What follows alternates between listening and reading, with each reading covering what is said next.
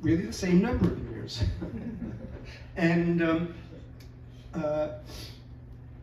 in a certain sense, I can't think of a sage woman in the city who is a more perfect fit for the mission of Crazy Wisdom in the region than Anne Perrone. I think the blending of your own internal work and working with people, accompanying them on their spiritual journeys, as well as your work in the community on immigrant rights, and especially at this time, and your work going back for 40 years, 45 years, in Central America, particularly Honduras and El Salvador, on all kinds of justice issues, and environmental issues, and hunger issues, and issues for the poor and for the oppressed. So I'm delighted that you accepted our invitation. I am honored that you're here tonight. And considering that there's many people who know you, and hopefully we can have a really interesting and interactive conversation, because maybe we can ask some questions or have some comments that surprise us all in one way or another. So, thank you. So, I'm going to sit down here and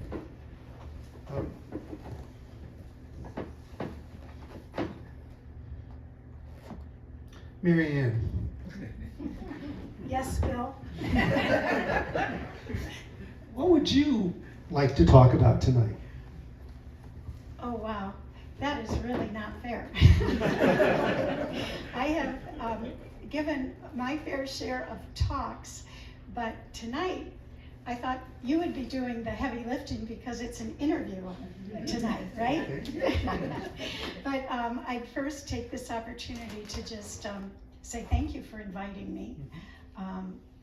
And I feel very honored to be invited and to be among these 3 women that you have asked to do this series. And I'm so glad you finally asked some women. That's a good thing, right? All the others I think have been men. Lisa Gottlieb. There you go. But I'm also very honored that all of you are here tonight. I know many of you, but not all of you. So I'm also humbled by the whole experience. But I will certainly talk about whatever you'd like to bring up tonight. Okay. Thank you. I'd like you to, I have done this in a way in the past, and I'll do it tonight, where I skip around a bit between parts of your biography, parts of your work that's in Central America, that's kind of peace and justice work, and your work in the community, blended in with some of the work you do with individuals. And maybe it would intuitively right now, let's just start off with you talking a bit about a quote that was in the article that Jeannie Ballou did, where you quoted ethicist Denise Goulet. Dennis. Talking about meaningless deaths on one continent and meaningless lives on another. And clearly, because you mentioned it when we had lunch too, that has been something that really has stayed with you through many decades. Will you talk about that? Sure. Okay. Thank you. Yeah, I had the opportunity in 1979 to go to Latin America for the first time. I was teaching school, so I had summers off, and I had just begun getting involved in social justice work here in Ann Arbor, and was particularly drawn to the struggles that were happening in Central America. And so there was this opportunity. I saw it on a bulletin board, remember those? At church, that said a seminar on the struggle for social justice in Latin America. And it was for 5 weeks in Mexico, but in a couple different parts of Mexico. And I was just drawn to it. I felt very called to it. And it was possible to do because summertime's off, no kids, and yet. And so I went, and it was life transforming. The whole experience was. I think I was, I'm gonna think, probably 27 years old. I'm trying to do the math here, but you know, that age. And it was life transforming, and I'm very happy that that experience that informed so much of my life since then is still with me.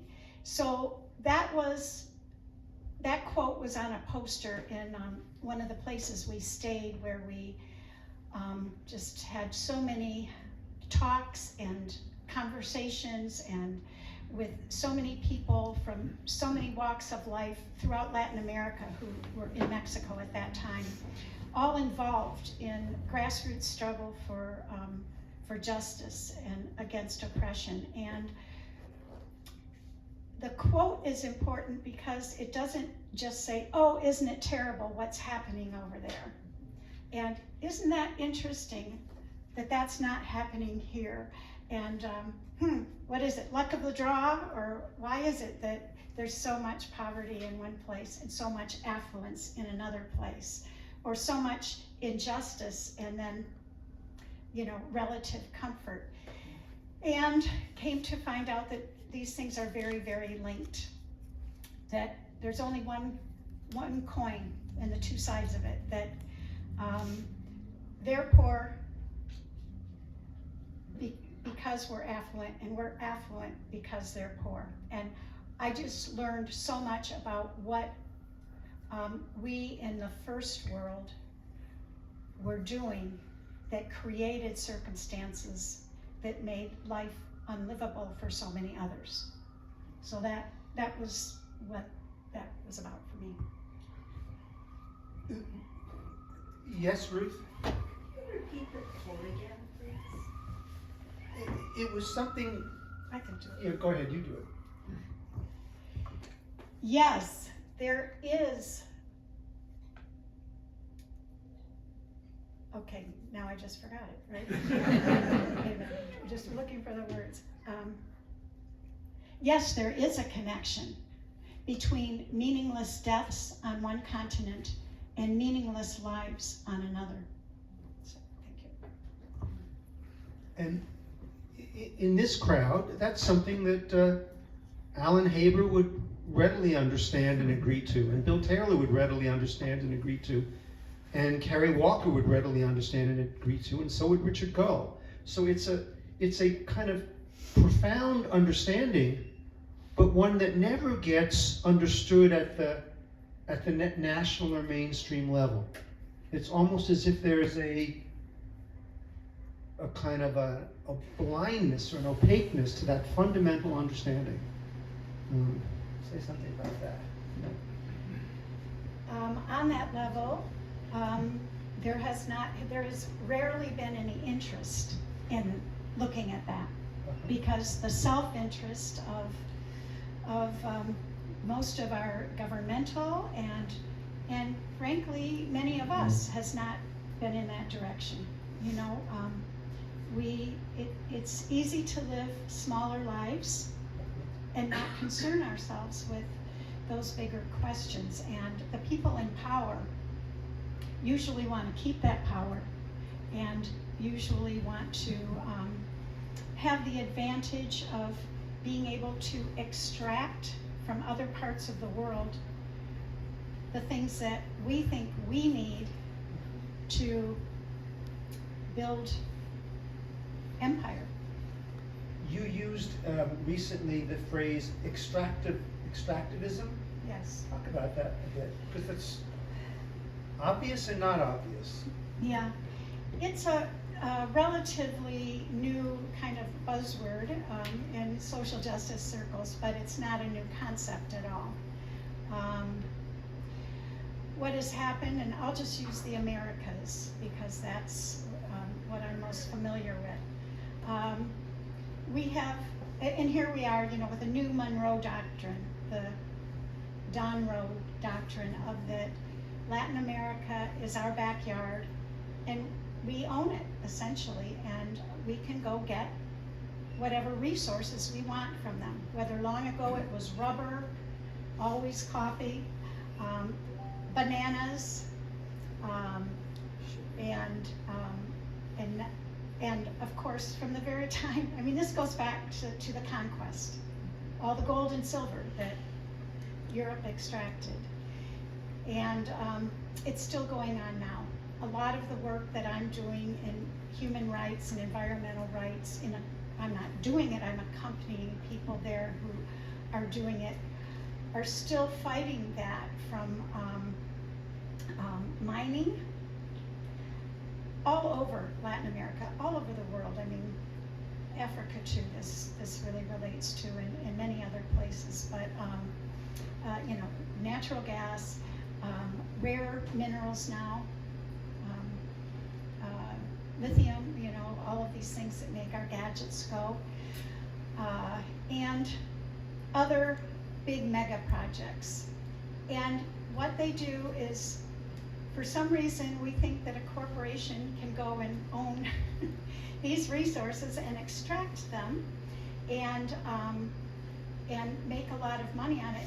And then not only do they take them from another country, but they leave that country with huge environmental consequences. And so I have a lot of stories, and I'll tell this one.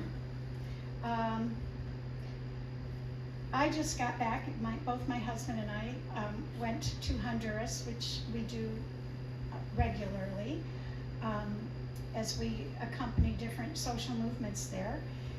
And we came back from a special commemoration of 10 years since Berta Cáceres was assassinated in Honduras. She was an indigenous woman, highly educated. She had, before she was killed, she had been in the United States just a bit previously to accept the very prestigious Goldman Human Rights Award in San Francisco. Because what she had done is given her life to working with her people against extractive industry, which in their case, with the Lenca people, an indigenous group that she was part of, they were fighting a multinational corporation with a national corporation and international banks all involved in this project, which was a hydroelectric project to create, to create a dam, right? A huge dam on their river. This river that the people lived from. It's where they lived and fished and bathed and drank and had their land irrigated, etc. And they really, really understand what in their bones, literally, that we just don't yet, sadly, but that water is life. And this would have ruined their river. It would have made, dried up certain parts and flooded other parts and taken their land. So they mounted a grassroots campaign to resist this. And Berta Cáceres was very well positioned to do that work and to organize, and she gave her life to going from village to village to do this. And they actually got somewhere. The Dutch corporation that was involved pulled out when there was so much injustice that was talked about, and when some people were starting to get criminalized, put in jail for protesting, etc., and some people were killed, they pulled out, and that made the national people even more angry, and so they had Berta killed. And but the dam has not ever been built. What a great cost, at such great cost. But there are many other projects very similar in mining projects in Honduras and throughout Central America. So that's just one. When you went down there with your husband Rick just this last month, what were you doing? You were with the Share Foundation, or with? Yes. And what was the group of you doing when you went? When we go and we take a delegation of people once or twice a year, at least, every year, and we're doing a few things. We are bringing people who have never been. We are bringing people who have been many times, like ourselves, and we are creating relationships with the people who are in these struggles. And when we go, we're not doing things like building orphanages or painting schools, or it's not, we're not doing anything in that sense. We are accompanying their projects, their campaigns, their social movements. We are being present. There are times when we feel like there's some protective measure that we are giving them because they have international observers and witnesses and support that is shown. But a lot we are learning. And again, the big idea overall is not just to go there and see and be there and do something, but it's to go and listen and walk with the people and learn, so that we can bring it back here, so that I can share it with people like you, and that we can, it sounds naive to say it now, but back in 1979 and onward, the hope of changing U.S. foreign policy that would actually make a difference to people there. That we would, as Martin Luther King said about the Black experience in the United States, is that yes, we would happily stand up if you would so kindly get your foot off of my neck, right? And that's kind of the idea, is that if we would allow people's processes to go forward and not interfere and do coups, coup d'etats against democratically elected governments there and installing dictatorships, if we would not be so involved in that, they would have more of a chance to live more fully. Sometimes when you look back over this 46, 7-year span, do you feel that the things that you've involved yourself with in Central America have made a difference? And or do you sometimes at the same time feel discouraged or dispirited? Tell us about sort of what that's like for you. So the answer is yes, yes, and yes. Making a difference, it's an interesting thing. So I count back to about that time, as I said, that's 40, almost 50 years ago, of really dedicating a big piece of my life to social justice and peace, world peace. And I joked with you about this, I think, but it's only half a joke. It's like, well, what a great success, right? Aren't things pretty good now in the world? And I don't think they're that great. And there's always the question that I carry, is that if we hadn't done anything, what would the world look like? So how do you know if it has made any difference? I can say that it's made a difference in a lot of people's lives, to be not alone, to be accompanied, to have people care about you and to be part of your endeavors. I know that for sure. It means a lot to a lot of people to have international friends and movements and people advocating. There have been some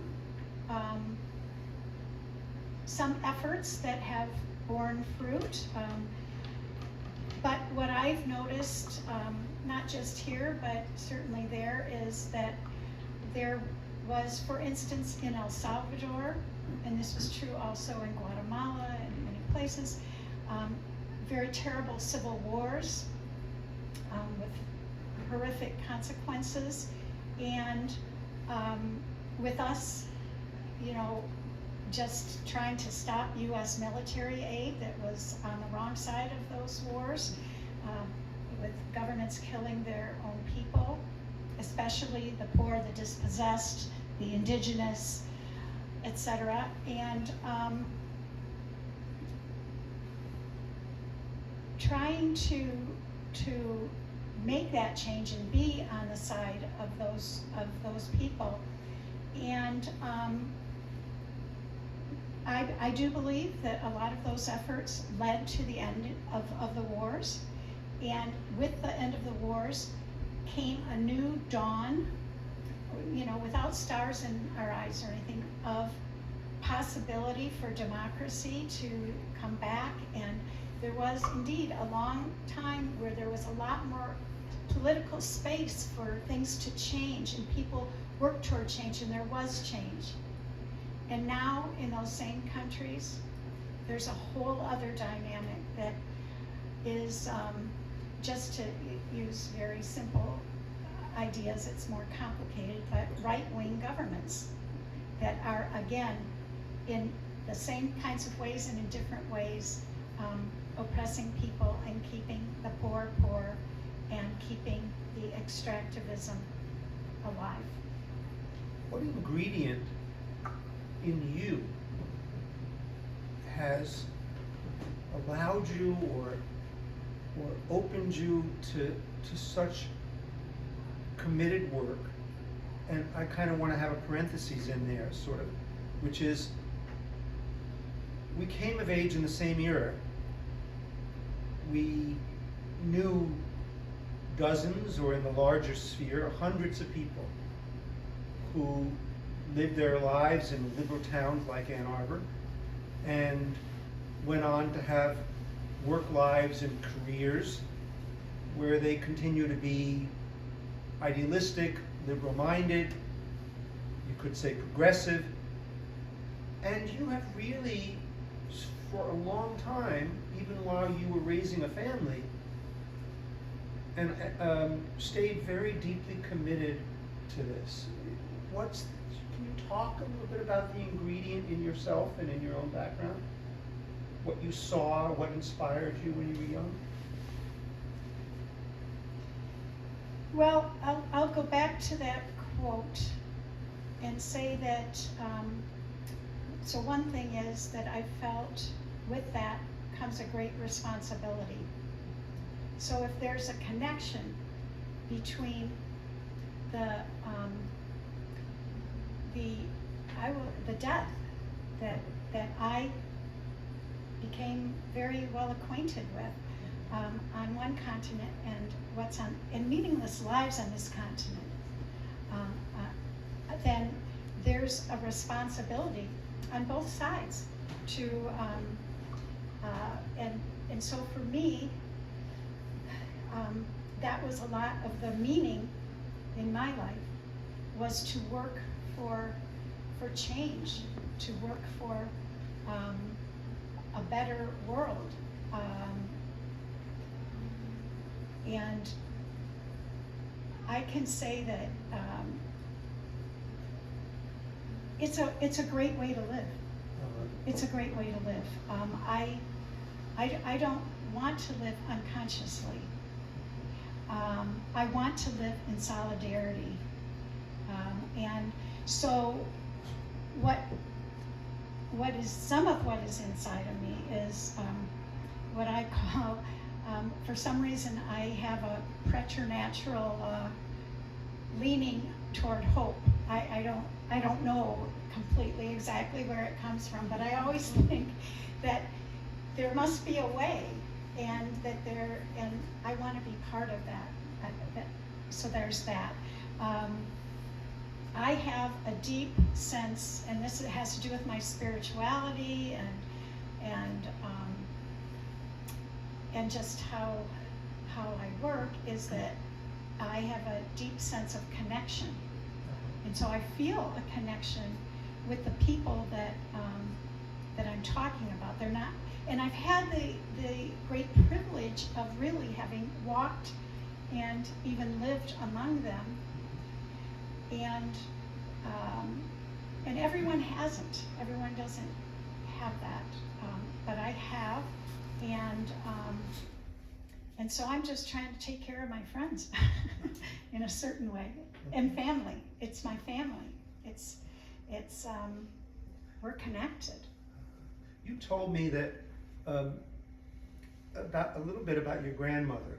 You said that when you were growing up in Lansing, you have a memory of farm workers and your grandmother sort of either going out into the fields to talk with them or to help them or to be connected. Will you talk about that a little bit and how that Yeah, I should have brought this one photo that I have from that time, black and white. Yeah, my grandmother, and I don't know the whole beginning stories, but from the time I was a little girl, there were apparently, and now I know this to be true, that many seasonal farm workers coming around the area in the farmland around and on the migrant stream picking the crops, and then as happens in most places, many of them settled out and became part of the communities. But at that time, I think it was just the migrant stream. So in a certain era or seasons, I should say, of spring, summer, and into the fall, they would be there, and they were, of course, and again I know this now, dirt poor and not well compensated and not well treated, but it was work, and many of them were Spanish speakers, and many of them were Catholic. And so my grandmother was one of a few people who went with one of the local priests out into the fields to say Mass on Sunday for the men, and some of them had families that were there. And so when you go out and you do that, once again, you get to know people and you see the situation. So she was forever, we're collecting blankets for the Mexicans. We're getting clothes for the Mexicans, and that's what she would do. Yeah. I appreciate hearing that, because we each have different roots in terms of what stirs us from our childhood, and it's just kind of a nice image and in a different era, in the 1950s and the 1960s. What reaction did you have last week when you read about, maybe it's a cliched question, when you read about Cesar Chavez? What reaction did you have as a woman, as a Catholic, and as somebody who's been committed to these kind of causes? Being involved in some ways with the United Farm Workers was a very seminal part of my life, and actually was probably my first activist thing that I did. Was involved in just here, not out there, but in the grape and lettuce boycotts of the 1970s, and actually seeing a film that was done that we talked about in either 1963 or 65 that was on CBS called Harvest of Shame was pivotal for me. I was just a kid, but that showed the plight, the misery of being a farm worker, and of how they were taken advantage of, and how hard they were working and the miserable conditions, etc., picking our food. So it hit me super hard. Cesar Chavez was a real hero of mine. He was one of the pantheon of saints for me. And I met him once. He was a humble man, humble, committed man that holds a lot of value for me. And so I felt very, very deflated and destroyed. Yeah, it was terrible. Yeah, fallen heroes. I felt that way in the 70s and 80s and 90s. If you had asked me who I admired most in the country, in the political sphere, I often would have said Ralph Nader, right up until the year 2000 election, when he so disappointed me. But I really felt like he was a hero for me for so many decades. It's interesting when a hero falls and when that happens. I have really come to pardon a lot of things. I don't expect my heroes and heroines to be perfect anymore.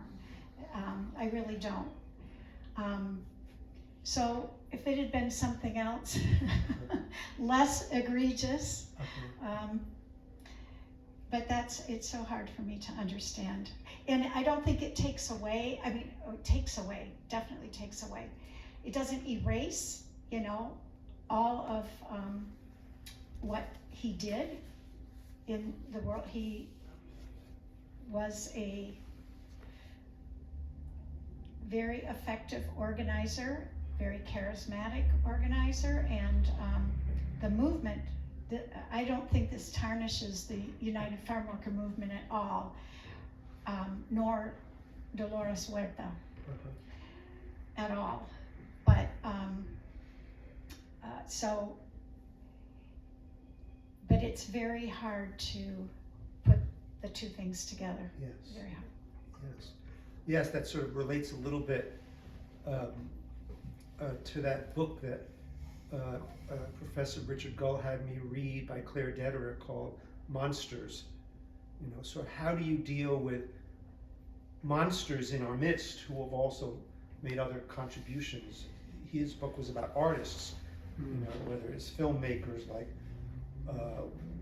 Woody Allen, to writers like Ernest Hemingway, to visual artists. But this is the same kind of thing. It's sort of, how do you deal with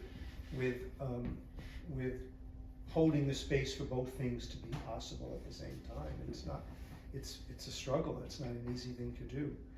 I want to bring it into the intrapersonal very soon, but I just wondered something just now, which was, have you sometimes felt frustrated over the last 10, 20, 30 years when your Ann Arbor friends and all have been less committed to things that you see as great injustices and wrongs in the world and in the society? Well, I've kind of gotten over judging any of that too, because it's not mine to judge, and I really understand that people have different paths, and I love my path.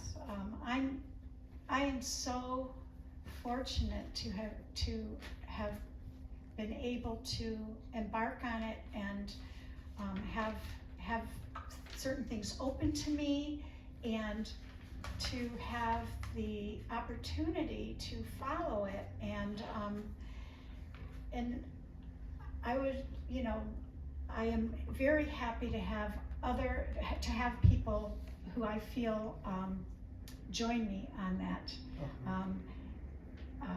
very much so. But I don't expect everybody to. I'm happy to talk about it with friends. I have friends who want to hear about it, and I have friends who don't necessarily want to hear more about it. And that's just how it is. Yeah, I get it, yeah. It's nice that you had your son Micah come tonight. Yes, it is. I sometimes can't get my daughters to be terribly interested in anything I do here at Crazy Wisdom. They're much more interested in that comic book shop down the street. What's it called? Vault of Midnight. One of the things that, among a number of really interesting sentences and comments that you've made, I'm going to quote you on some of them. You said, all of us can use some accompaniment along the way to remind us that we are spiritual beings on a human path. What a beautiful sentence, Marianne. Can you talk about that? Yes, it's something I have learned. I did not make that up.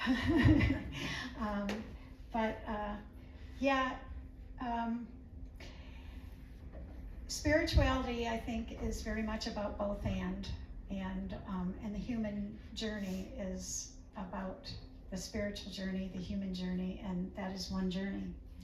And so we're both spiritual beings on a human path and human beings on a spiritual path.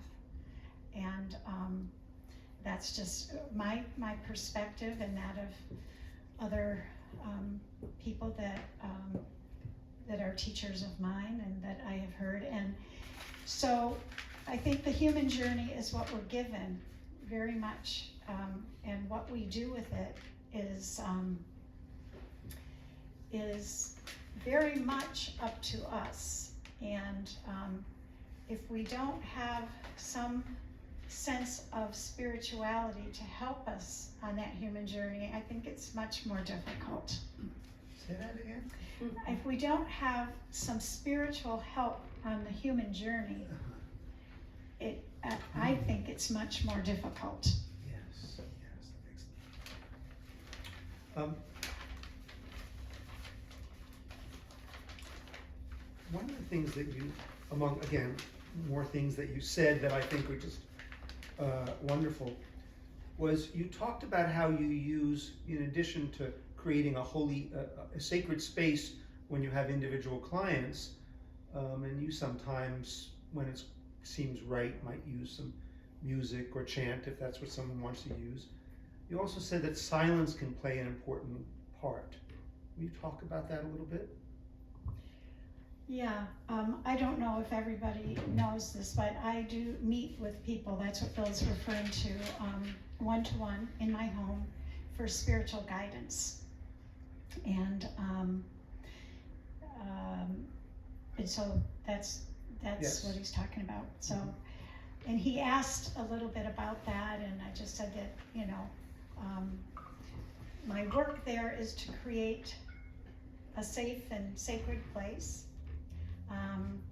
And that we, the two of us, can tune into ourselves, to each other, and to the spirit, and to listen deeply. And that very often we begin in silence because it's easier to listen when there's silence. And we all, I think, have, or I should say, many of us have too little silence in our lives to really stop and listen and take some time to reflect and to get in touch with what is deepest in our deeper hearts. And so that's what I was referring to. I love that your answers, while very full-bodied, are also concise, because it actually leaves room for more questions and more conversation. It's very interesting. I'm going to weave in some of the audience here. Bronwyn. Yes. Do you know Marianne? No, I don't. And I was thrilled to be able to get to know you in advance of this, and very excited about it. It's like another part of the miracle of Ann Arbor. Yeah. You know, that I mean, the level, I mean, your story is just so beautiful and rich, and I mean, it's awesome.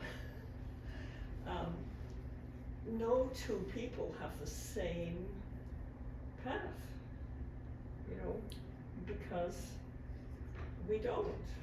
Because we don't. And I think, you know, getting to the place in our lives when we can really see that thread going through our lives that has brought us to where we are now and where we are going is fascinating, because often when you have such a clear vision, you know, guiding you, but so often when we're younger, we feel like we're sort of bumbling along, and because and here I'm being personal, because I didn't feel that I was like other people, and so, you know, you bumble along.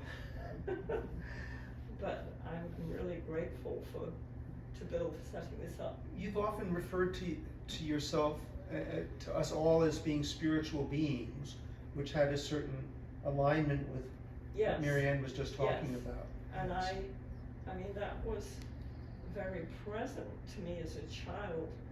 I knew spirit was real, but I was growing up in England immediately after the Second World War, and I was born during the Second World War, and I was in the north of England where there was a lot of poverty, you know, because that's how it was. And I mean, it wasn't a nice place to be in England during the Second World War anyway, with all of the war and the horrors. But then as I went through my schooling, nobody else seemed to feel that.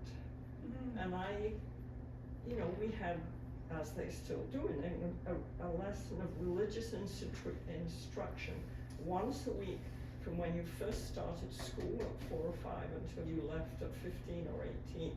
It's changed now. I mean, it's moral and education because there are so many different people, but it was very much Church of England and very rigid, and it didn't make sense to me. It was like, you know, as a little kid I could feel the love, and then it seemed like, anyway, you know. So, let me broaden that. Marianne, when you were a child, did you have a sense of yourself as a spiritual being, or it wasn't a concept you quite would have grokked to at that age? That's a very interesting question.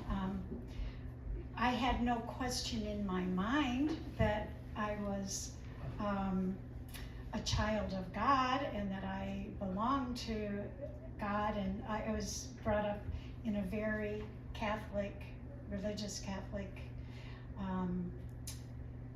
upbringing, and so there wasn't a lot of any space to, like, is this really true? It just was, that was how it was. But as a spiritual being, yeah, not in the way that Bronwyn's talking about, that, but I always felt a kinship with the spiritual practices, and I think, yeah. Bill Smith, you grew up in a Catholic family. I think of you very much as a secular adult. Did you think of yourself at all as a spiritual being when you were a little boy? Yeah, I see Marianne as my spiritual guide. And our grandmothers went to the same church. So that's interesting. Yeah, I mean, we had guardian angels and kind of angel fairies sort of mixed up in your mind when you were a kid. I just want to say, I'm going to go to my question and divert a bit, but yes, I thought of myself as a spiritual creature, a guardian angel and all of that.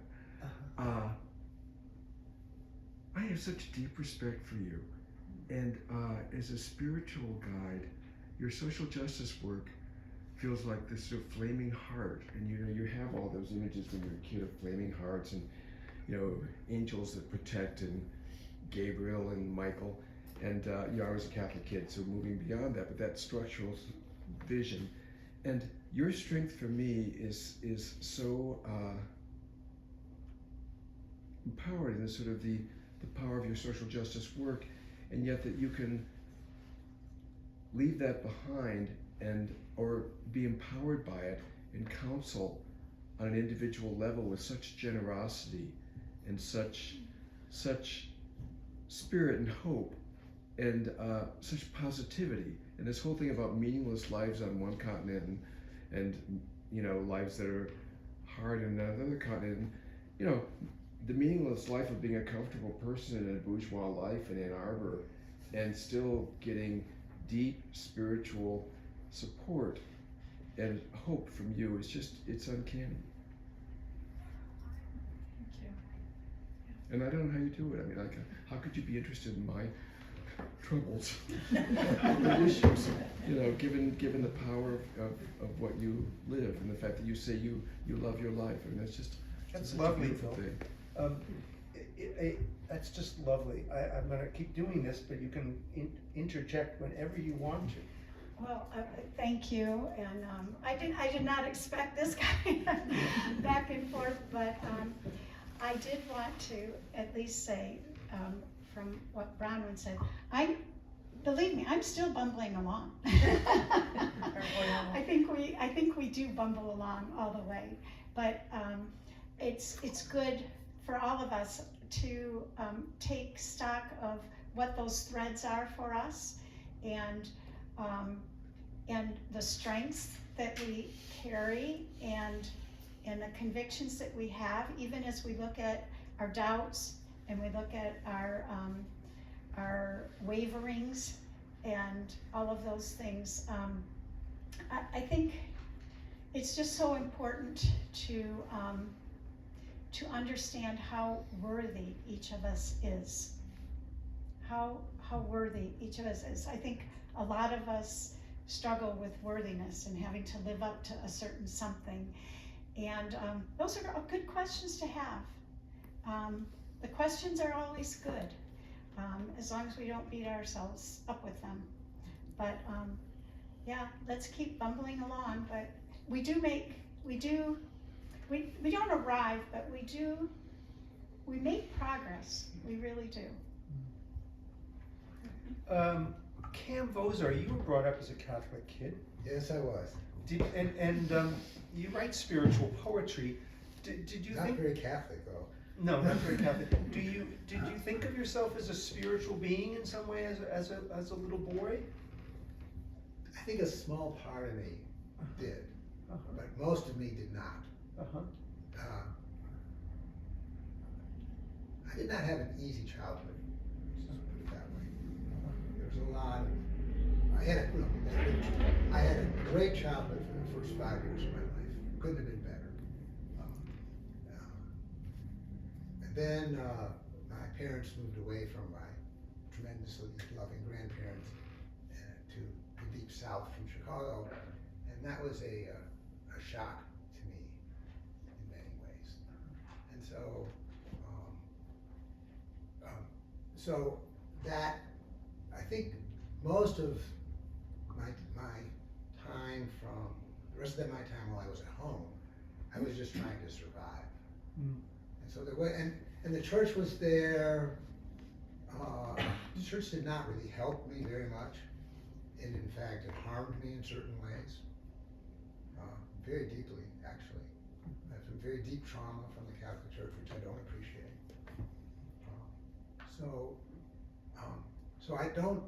So that background is kind of closed off to me, and it really took, interestingly enough, I really became more fully spiritual when in my wife's death process. Partly because I started connecting to family members who had died who were important to me, or were part of her. And this was not actually something I expected to have happen. It's not conscious on my part. I didn't go looking for this. It got thrust on me. But I think it was this part of me that really was spiritual that had been locked up for, 40 years. Yeah. And so then after that, I suddenly sort of had this sort of spiritual awakening. Yeah. Wonderful answers.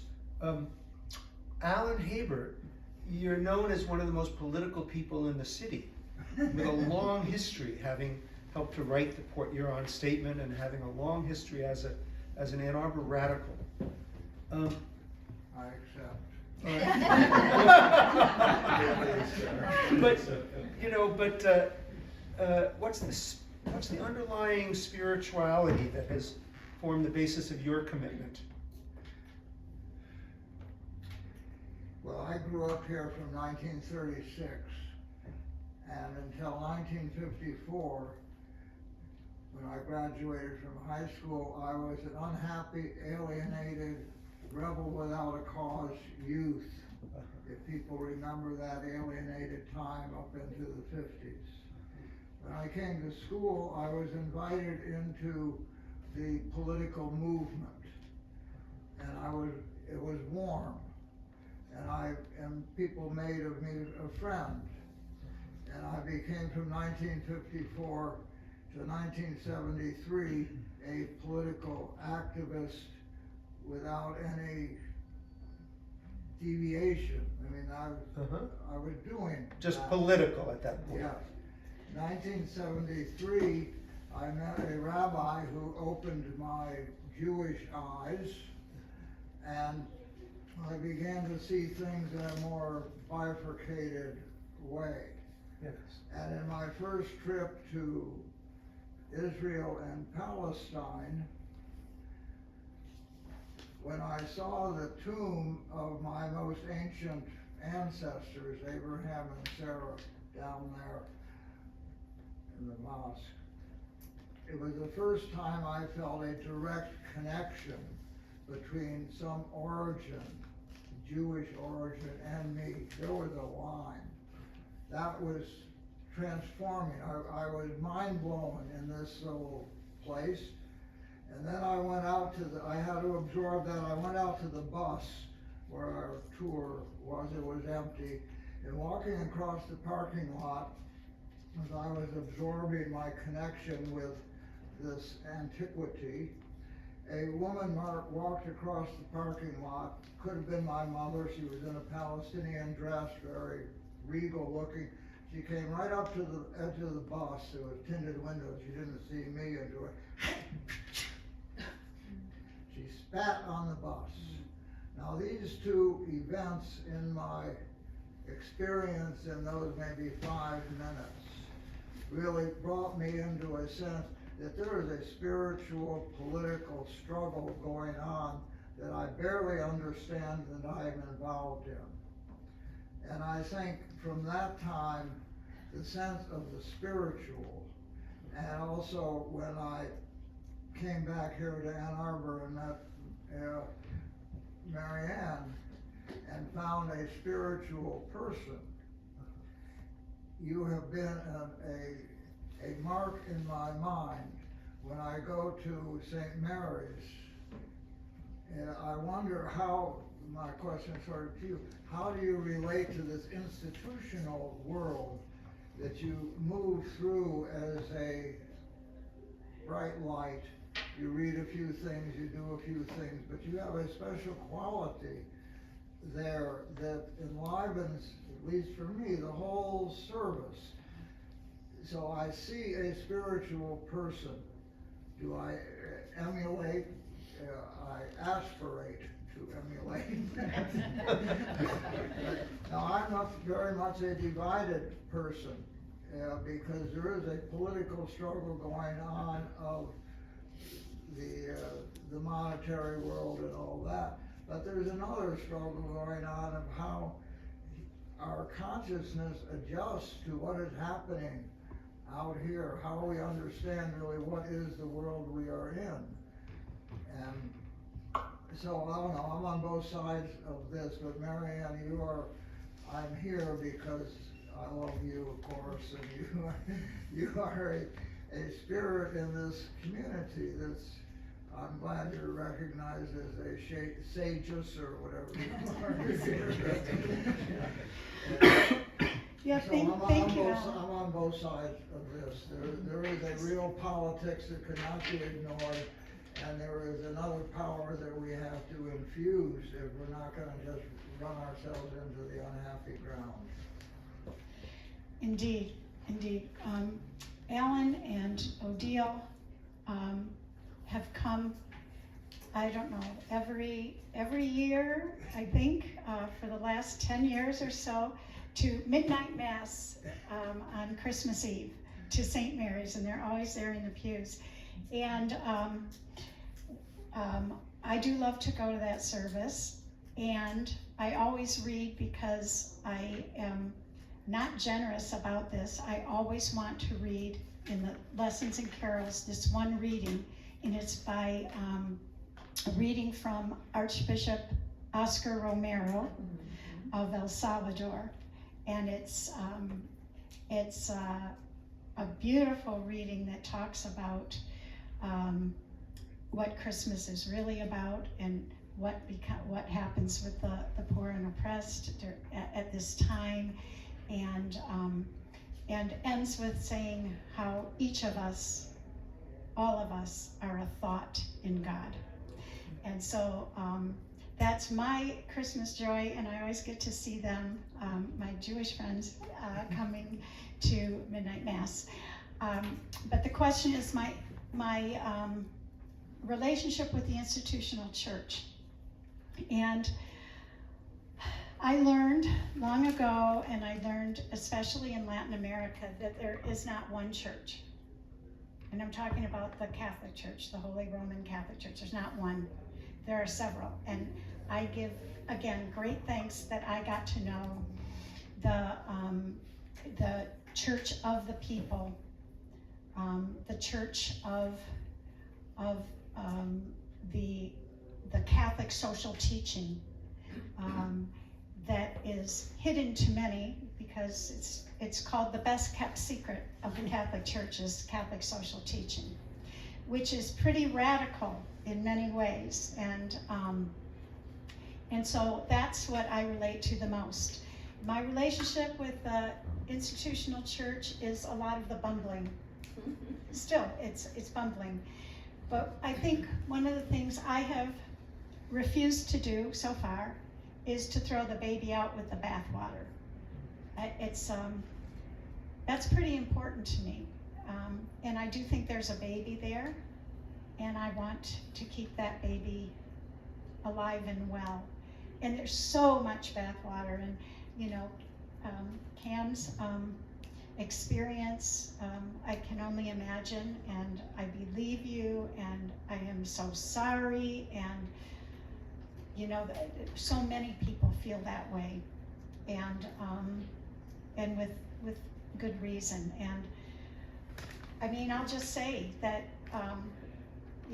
my feeling about the revelations about Cesar Chavez, imagine how I felt in the 1980s to hear about the pedophilia. I mean, that's in the Catholic Church of the priests. I mean, this is like, talk about pulling the carpet out from under.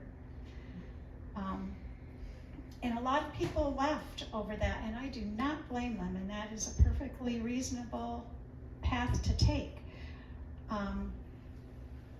And they are not the church. We are the church. This is the kind of church that I belong to. We are the church. It's not the buildings, it's not the stained glass, it's not the, and it has a lot to do with connection with each other and with spirit. And so I hope that helps you know a little bit my connection with it. I'm still there. I understand people who aren't, and That's Ryan. You had said, one of the things you said to me was, one does not need, or it was in the article by Jeannie Ballou, one does not need to be religious to partake. And I want to ask a question of you, Carrie Walker. You held a very responsible position where you were providing, through your management and oversight, to social service services all across southeastern Michigan. Did you have within that a kind of a sense of spiritual mission, or did you mostly a kind of a secular mission, which is nothing wrong with that, but what was your sense of that? Well, I was, I think, like as other people have said, I had some early childhood experiences, I think, that really affected me in terms of my path, in terms of a career that I wanted to do. Yes. I grew up with a mother who had serious mental illness, and that impacted me greatly. And I think from a spiritual standpoint, she was very religious, and she was very suspicious of the medical profession, and she continuously was looking for, a spiritual way out of her situation. So I think that had an impact on me. It really, I think, led to a career working with people with mental illness and difficulties.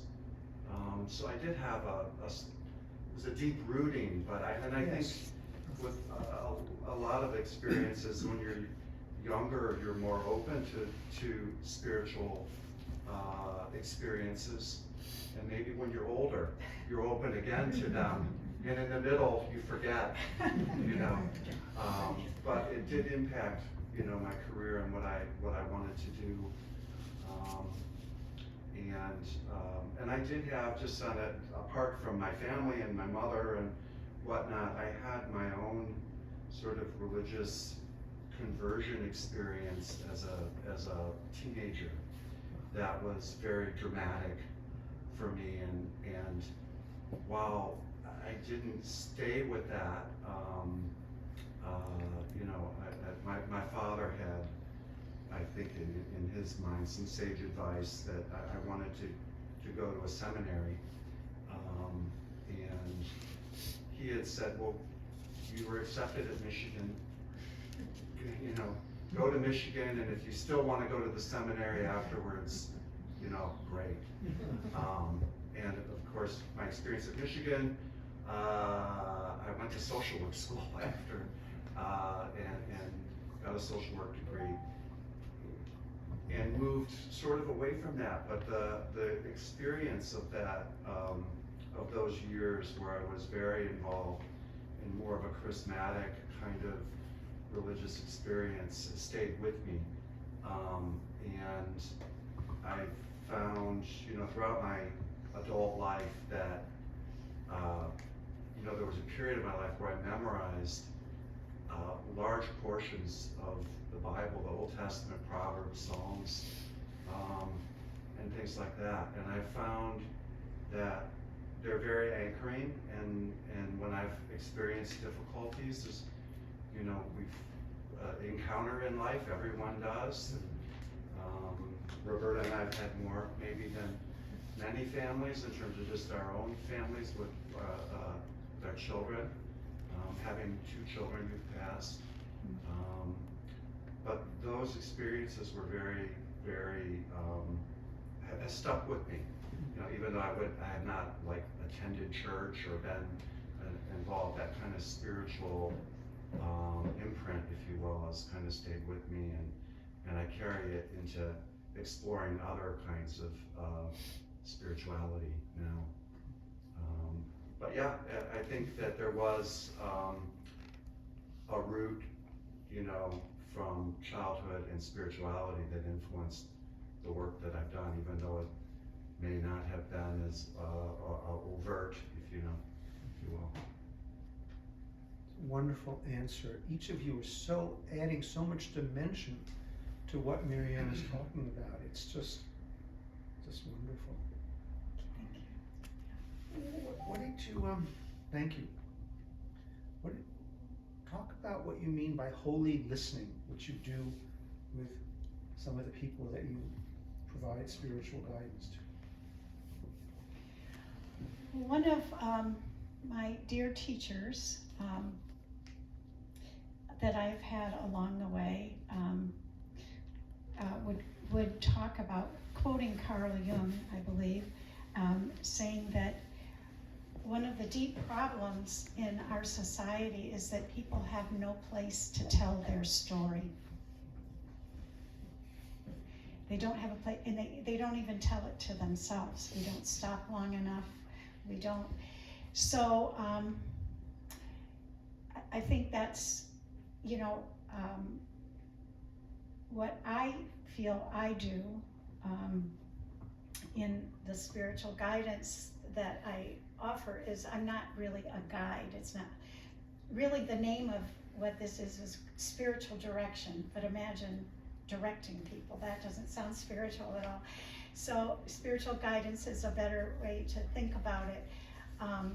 But it doesn't mean I'm the guide and they're not, the other person is not. It's that we're together seeking spiritual guidance. And there are many ways to do that, but silence is great, but most people want to tell their story, and they need someone to really listen. So creating a space where that listening is possible, and I want to be a good listener, for sure, but I want to encourage and accompany others. This accompaniment is one of my threads, as you say.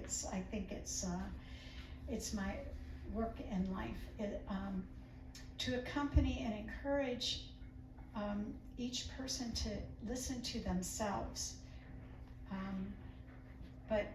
and to get past the outer layers, to listen more deeply inside, who I really am, what's my true self. We all have, all kinds of layers that we need to move through our, I'm a this, I'm a that, I have this degree, I don't have that degree, this is the work I do in the world, and it's all important and it's part of us. And we have personalities, but none of those are our true self. That's where it's what's even deeper than all of that. What's in our soul? In fact, that was the quote. I didn't do it. The soul sickness of our time is because people do not have a place to tell their story. So it's that, and there are lots of reasons for suffering in the world, for us to be suffering, all of us.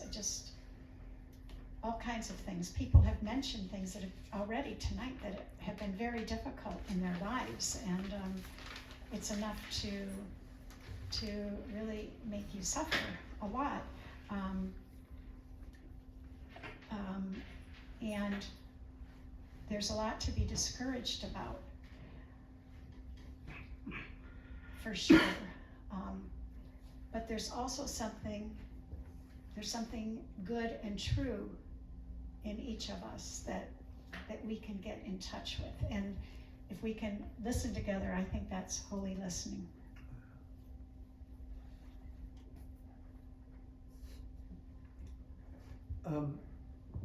Yes. Hi. Marianne, I love hearing your story. I love hearing how you think and how you feel your way forward. And I only had one opportunity to go to twice I went to Mexico. And the first time I went there, I stayed for like 12 days in Oaxaca. So, and we stayed at a hacienda. I was there with a group of women. We did these archaeological tours, and we, were treated like queens, of course, by the people who were hired to take care of us.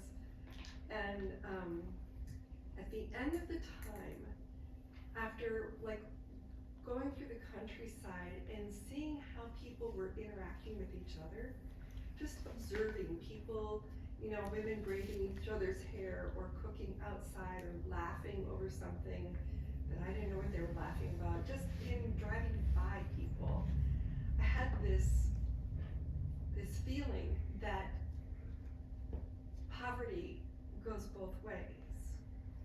And by the time that we were ready to leave, I felt my own poverty of spirit in comparison to the aliveness that I saw in the people as they were living there.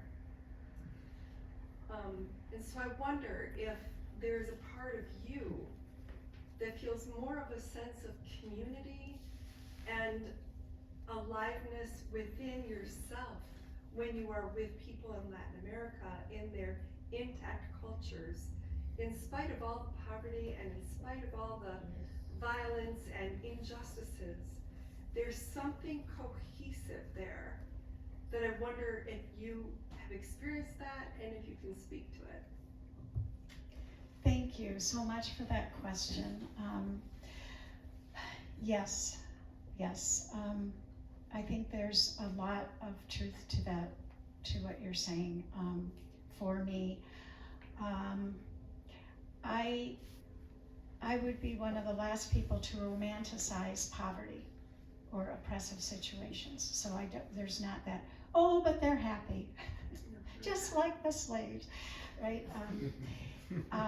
But when you don't have as many layers as we have to think about and to put on ourselves, and you just have each other and a little bit to eat and ways to entertain and be together, there is a richness there, and that's what you're pointing to. That many of us, and I think it has so much to do with connection and these threads of connection. And of course, the modern world has invaded everywhere, and it's not as much that way everywhere. People are on their phones. They have phones. I don't know how they have phones, but they run out of their charges sooner than we do, and don't have money to put more on their card. But so without romanticizing it, in my experience now, it's the organized people who are conscious about what they have and what it is to live and be side by side, working in their community, for their community, with their community, to bring change, to work for justice in ways that they can, to stop the mining, to save the river. These are things that have such a power and is so inviting to be part of, that it is a way of feeling very connected and alive. Yes. We also, our family, my husband and I, and our two very young sons, they were 18 months old.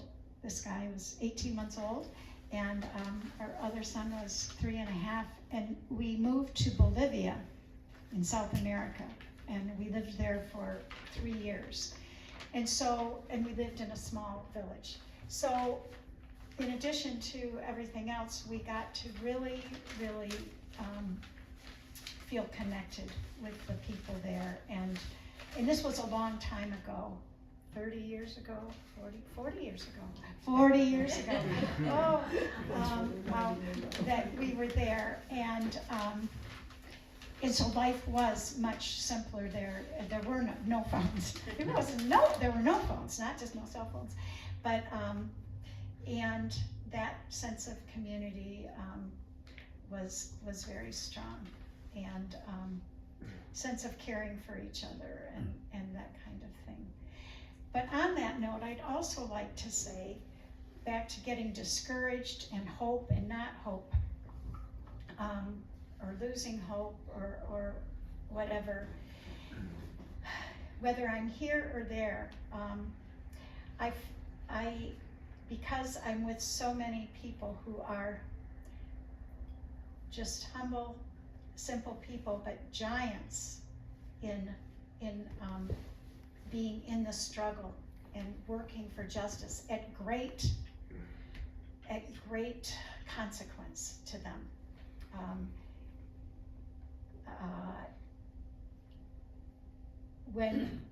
Whenever I want to feel discouraged, I think about, but they who have had this person murdered and that person murdered, and they've spent this much time in jail, and they've had their child taken away from them, all, and they are still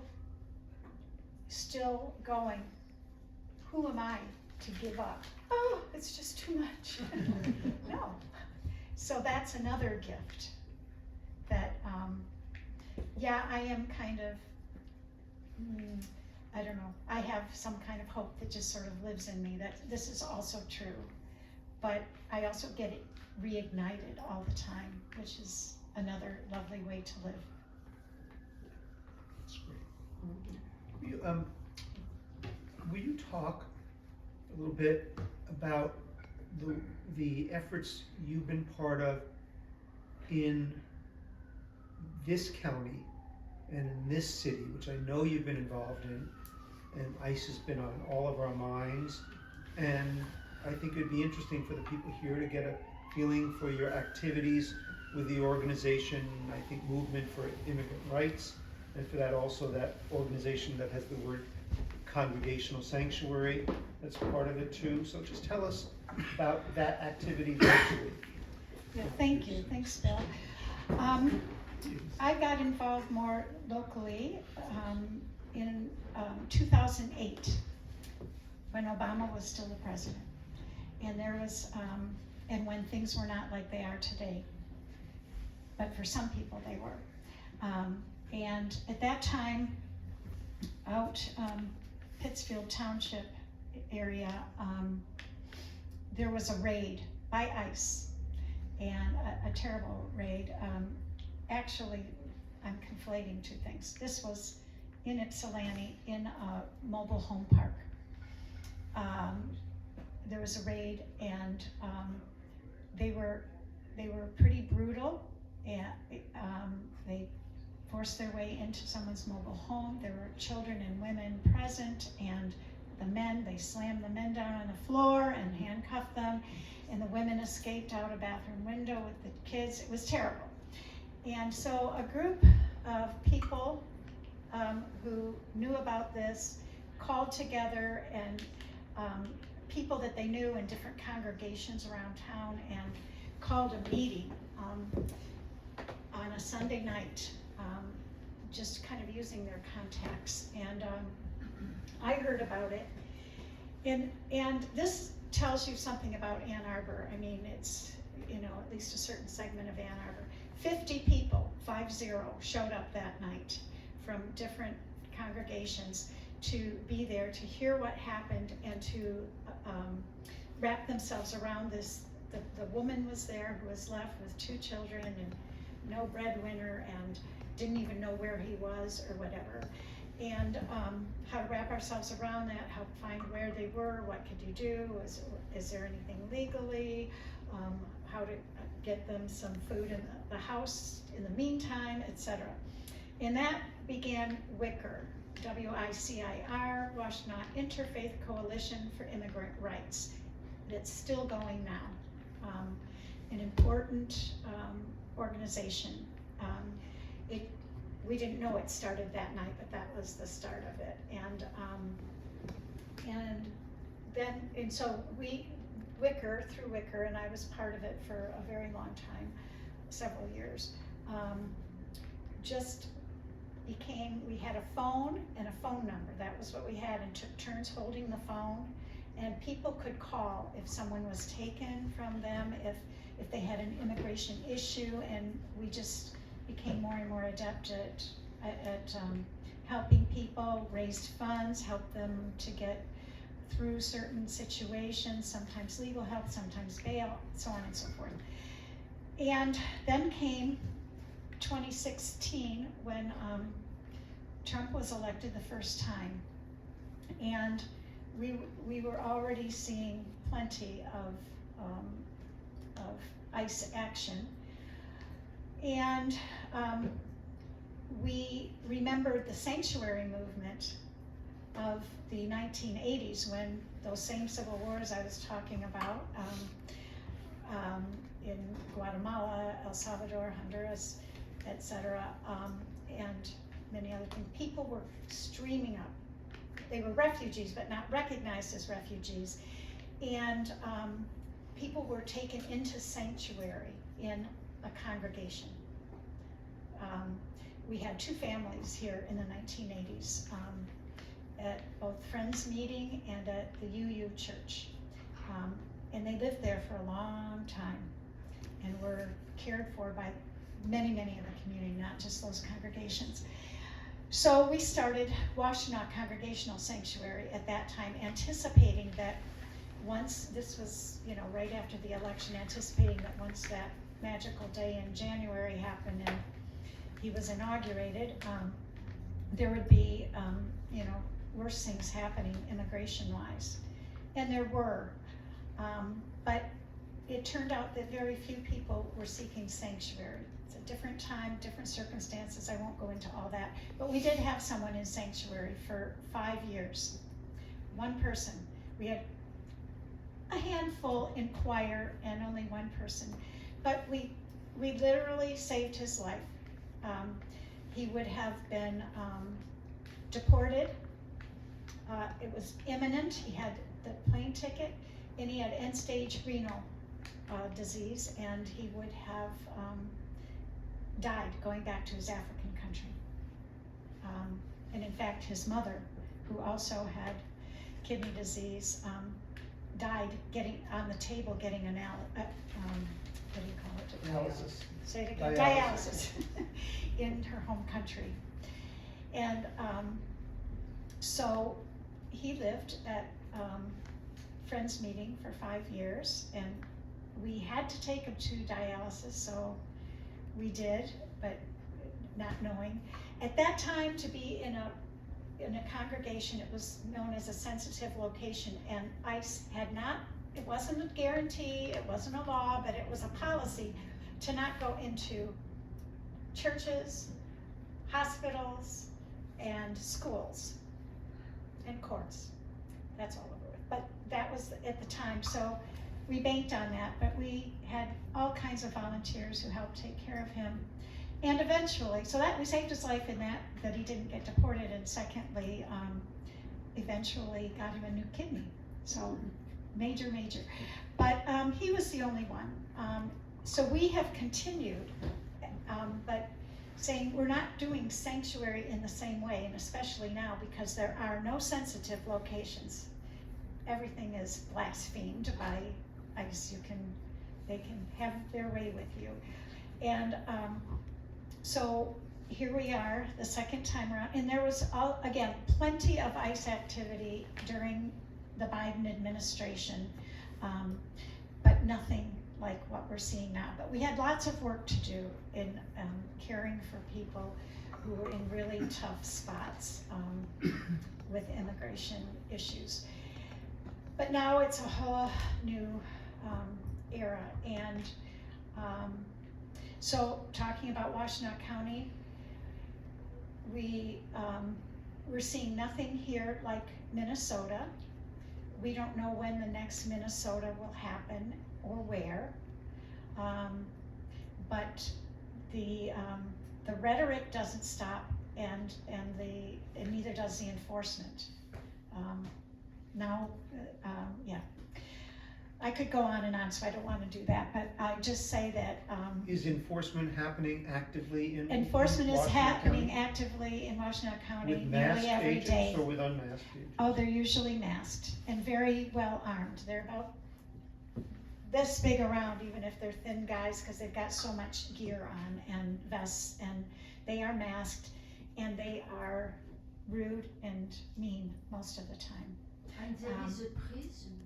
Pardon me? There is a prison in Baldwin where they arrest and put a lot of people. Yes, Where is it? we have, it's okay. in Baldwin, I Michigan, see. about, I can't do it anymore, you know. Not, it just inland, maybe 20 or so miles from Ludington on the west coast, but in small town. Yeah, they have a, what we call concentration camps, because that's really what they are, but a private prison that, where they keep and are sent detainees by Have families ICE. been taken in Washtenaw County? Yes, yes, there have been many people taken, and what, I just want to say what's mostly happening is that they are doing somewhat targeted, strike and get out of here kinds of actions, so that what you saw in Minnesota, and we're training people what to do, and how to respond, but they can't get there fast enough because they're just there and then gone. And I think that's very purposeful. They know where they are.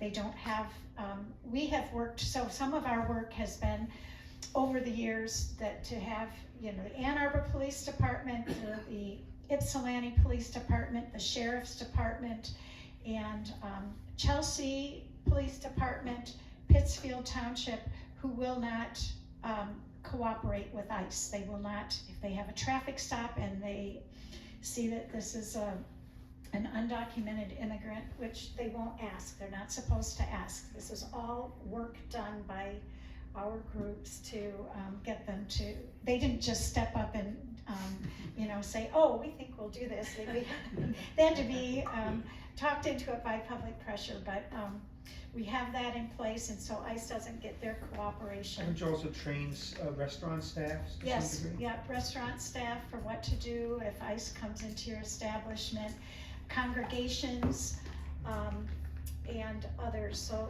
done that. We have recently had really good success. We had, just since January, we have a county-wide resolution by the County Board of Commissioners to no ICE activity in any county buildings and programs and even parking lots, and the city as well. We got a resolution passed there.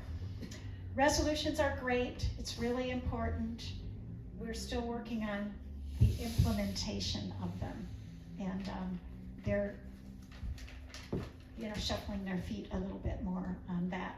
It's a little harder to do, but we have a lot of goodwill here. People are, what is happening that's like Minneapolis is that 6 months ago, maybe even 4 months ago, I pretty much knew everything that was happening immigration-wise in Ann Arbor. I knew the groups working, and neighborhoods are forming groups. People are getting together. We've got a whole network. I don't know how networked they are, but people are really working and trying to be the world that we want to live in, and readying themselves to resist ICE and to take care of our neighbors, our immigrant neighbors. Yeah, I really appreciate your kind of giving us a picture of that. We have about 10 minutes left, and then we'll have to stop. And I want to know if anyone here has a question for Marianne or a comment to Marianne of any sort. Would love to have you speak up. Yes, Richard Gull and Ruth Schechter. I see both of you raising your hands. I just wanted to go back to that original statement that we began with about meaningless deaths in certain places, and then meaningless lives in other places. And it seems like in the current situation we're in, these two worlds have come very close together. And so there's a sense in which our lives, because of the awfulness of the world, have become more meaningful. I mean, I think, I'm a philosopher, so Sartre, I think, said, he was given to exaggeration, but he never felt more free than when the Nazis occupied France. Did you hear that, Ruth? No, I can't. Okay. Richard, You very want- well. That was nice, thank you. Well, Sartre said he never felt more free than when the Nazis occupied France. And we have a bit of dictatorship going on now. It isn't like when Obama in 2008. And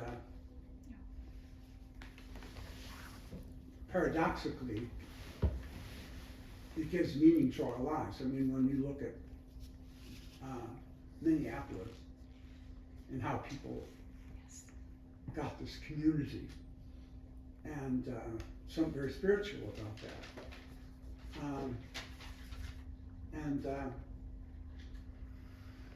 I also just I was thinking about, I mean, I'm one of your people who talk to you, and you listen, and there's sacred listening and so on, but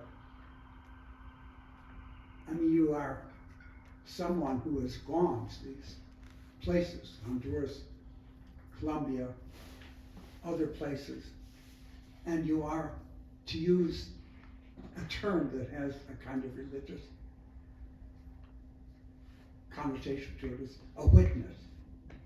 You're witnessing these things, right? And I think to many of us who live a kind of bourgeois, nice life, here don't witness enough, but it's getting close. So, yeah. Thank you. Yes, I think that you're onto something. I do think that for those who, there have been a lot of people awake, but more people are awake now and becoming more conscious, and are getting more involved, and that's enlivening. It's an enlivening thing, and it's a meaningful thing to get more involved in resisting evil, in resisting injustice, and in work and in imagining that things could be different. And Minneapolis is such an amazing model of that. What people did day after day after day after day after freezing day, to be out and to be together and working together. They didn't all know each other before. I mean, Minnesotans are nice, but they don't all know each of their neighbors. But they became community, is something that we don't have as much of. But also, yes, we who have been are kind of Latin Americanists and who have been watching things tried out in Latin America. I mean, at one time, it's now probably 20 years old, but when we were, and we always do, arm the military, and then we got involved with the police and helped militarize the police there. And we would say, this is going to come to the United States sometime, and here we are with militarized police. So we call it the Latin Americanization of. Yes, and I believe at one point you were working to sort of protest the training programs in Fort Benning, Yes. training Latin American military officers who would go back and then be involved in the atrocities that would take place in their home countries. I want to make sure we get to you, Avil. Did you put your hand up too, Mr. Tim? Not yet. And Ruth, you want to say something or ask a question? Oh, Richard, Richard Or close enough to your mouth. Richard kind of touched on it. Can you hear me? There. I was really sort of interested and taken, you know, at the beginning of your talk when you said, we go to Honduras or wherever, but we're not there to do anything. And I wanted you to talk a little bit more about that, because it's really interesting approach. And it's probably, I'm guessing, more than just bearing witness. And I wanted you to talk about a little bit of that and sort of, did that evolve? Did you first start to go down to help or support or raise funds or, you know, try and implement change from here? So you didn't get into the granular of that, and that's really interesting to me, and I'd like to hear more about that.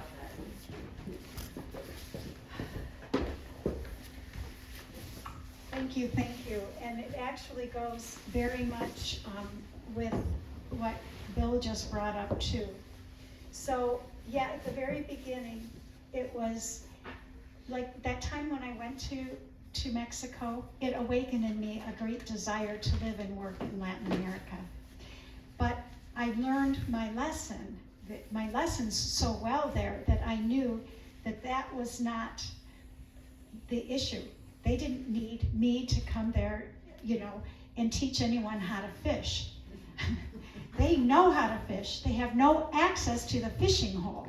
And that has a lot to do with how things are structured and what the United States helps engender and keep people from. So I knew that my role was to work in the United States to take the boot off of their necks. And that means changing policy. One of the biggest campaigns I was involved in, and many of us were a really strong effort to close the U.S. Army School of the Americas, which was in Fort Benning, Georgia. And it used to be in Panama. And where we trained from 1945 on, 46 on, we started training Latin American military, many of whom, many, not just one or two, went on to become the dictators of the countries that we're talking about throughout the Americas, and others were involved in tremendous atrocities, massacres, genocide, especially in Guatemala, actual genocide. And so we were calling on to stop training to stop this, because it was so much more than training. It's more than we can talk about tonight. But it created a whole network of military elites. Yeah.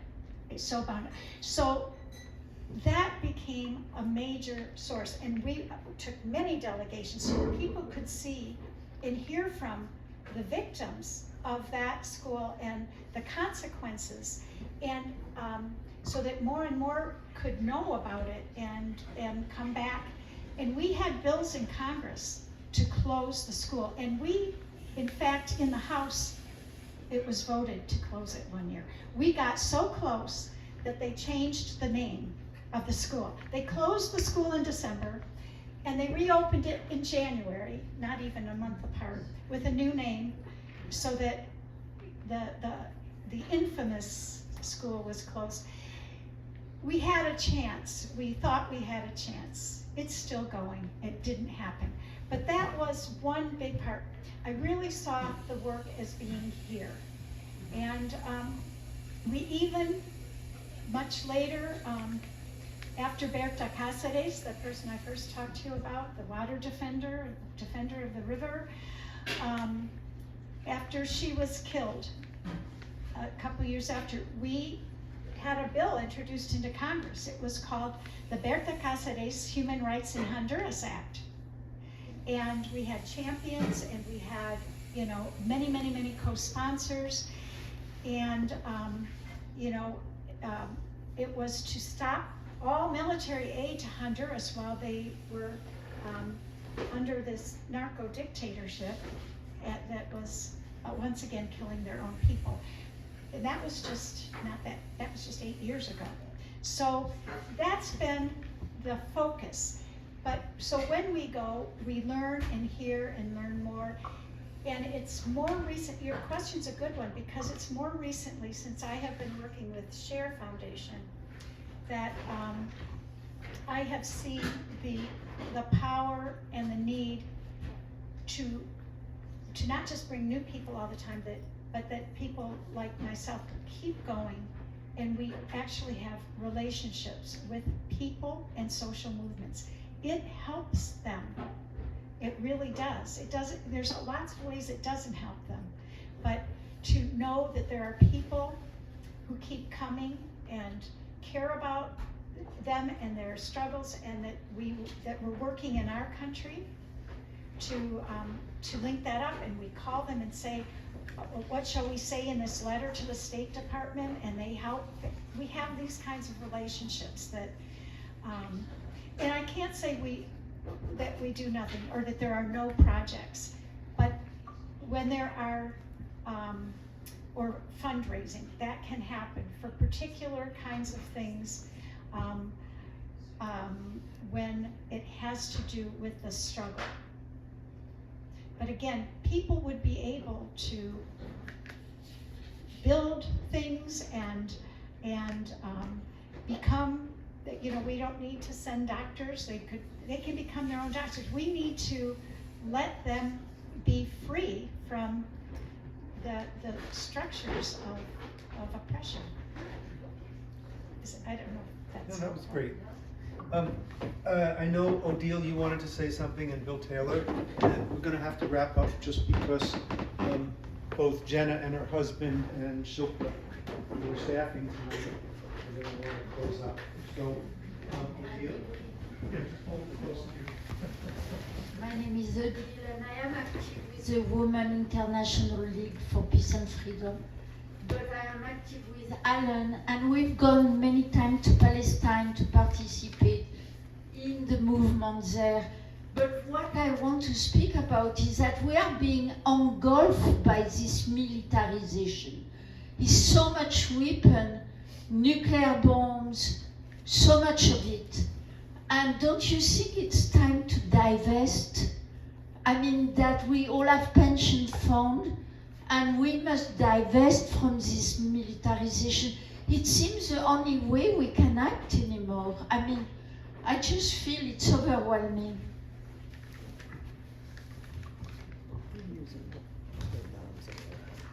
I'll just say, I agree. I agree, and I think those are things that we can look at. All of the ways that we keep the machinery going. Thank you. Thank you, Odile.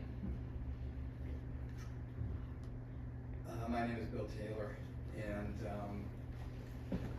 I've known Marianne and Rick since 1973, maybe longer than any of you.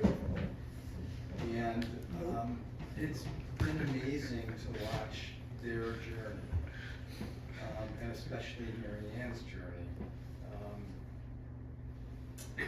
And you know, the things that we've talked about tonight are so vital and so important, so serious. And there's another side to Marianne. Another side to her. And that was it. Marianne and Rick, she loves to laugh. And she loves humor. And she's got just a really open and generous and ready laugh, and sometimes a really loud laugh. And you know, that's just another side of Marianne. There's humor, and there's laughter, there's love, and there's music. And I've been really blessed to be able to share that with both Rick and Marianne, who are such really dear friends of mine, who I love deeply. That was lovely, Bill. Thank you.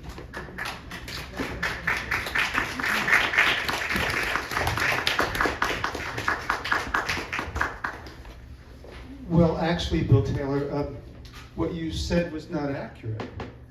I met Marianne at orientation 54 years ago. But you and Rick met her. We all were in the same orientation with Neil Wait a Maxstein minute, together. the winner is here. The winner is here. The winner is here. Oh yes, the winner is here. Yes, Yes. true. You? Sister. Oh, so. She beats us all. You win. I knew her when. Oh, another thing about Rick and Marianne, they are world champion beach sunners. That's true. Like, they're on the beach from 8 in the morning until 8 at night. It's all true, all true. Well, thank you. Thank you, Rick, for being our videographer tonight.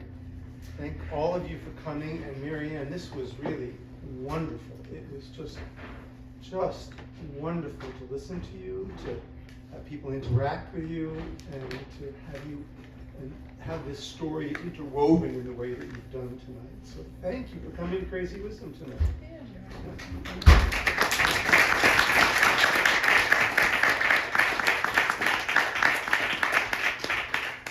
You all have been really great to talk with, and I'm so happy for the interaction. I didn't know what was going to happen tonight, and I had to keep saying to myself, okay, all you can do is just be yourself, and Bill's going to ask good questions, and just answer them, you know. But it was easy, and it was great to see you all out there. And I did not anticipate some of the lovely things that people out there said about me, and I felt like, is this what it's like to, you know, have the funeral before the funeral? So I'm very, very gratified, and I feel very, very grateful. So thank you, and grateful for this opportunity, Bill. Thanks for the invitation. Yeah, thanks, Bill.